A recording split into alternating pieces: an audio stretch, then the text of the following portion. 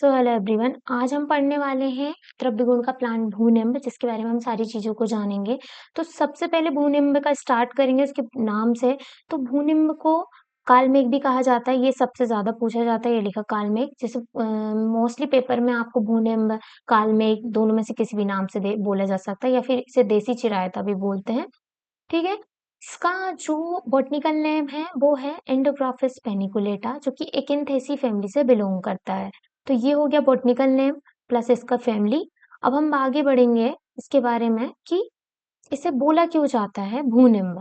इसका छुप छोटा परंतु रस में निम्न निम्ब के समान होता है। मतलब जो इसका जो छुप होता है ना, छोटा प्लांट होता है, और ये इसका जो रस होता है वो निम्ब के समान होता है। जैसे नींब होता है ना, वैसा इसका रस होता है, इसलिए इसको भूनिम्ब बोला जाता है। इसको यब तिक्ता बोलते हैं क्योंकि इसके बीज यब के आकार के होते हैं, परंतु तिक्त रस युक्त होते हैं, इसीलिए इसको क्या बोला जाता है, यब तिक्ता। तो ये दो मेन पर्याय हो गए। ठीक है।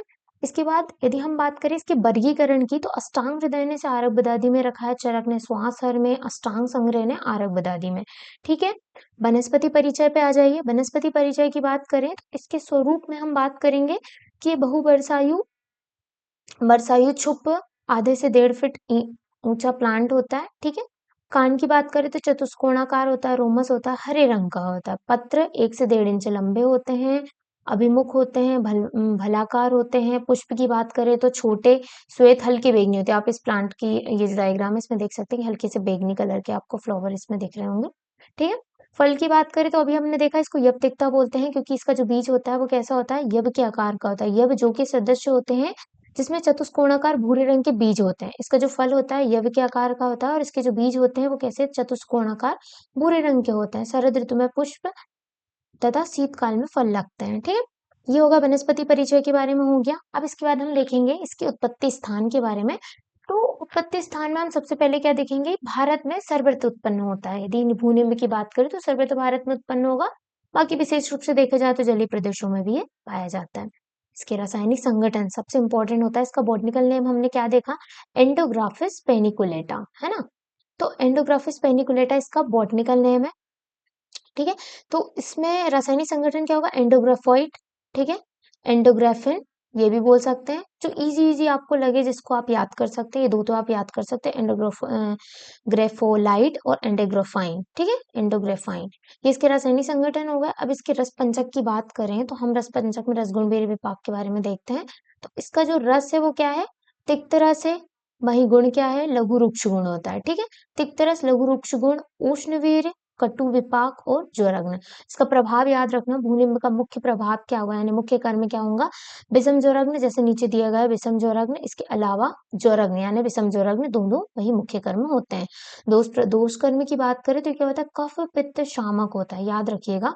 क्योंकि उष्णवीर्य होता है, कटु विपाक है, लघु रुक्ष और तिक्त रस होता है, इसीलिए ये कफ का तो शमन करेगा, साथ ही में ये पित्त का भी शमन करेगा। और ज्वरग्न होता है स्पेसिफिक। धातु कर्म की बात करें तो ये रक्त शोधन कर रहा है, मल कर्म में ये रेचन कर्म कर रहा है, यकृत पर अच्छा कार्य करता है।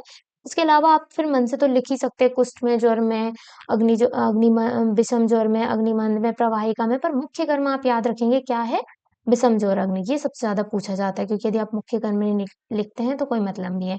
अब इसके आमेक प्रयोग मोस्ट इंपॉर्टेंट होते हैं, क्योंकि आमेक प्रयोग हमें याद होना ही चाहिए एज ए मेडिसिन के पर्पज से भी।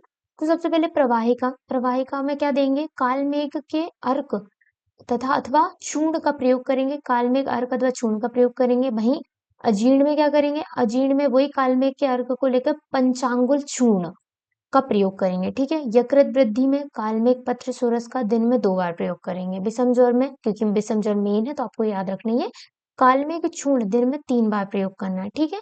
तो ये हो गया विषम ज्वर का।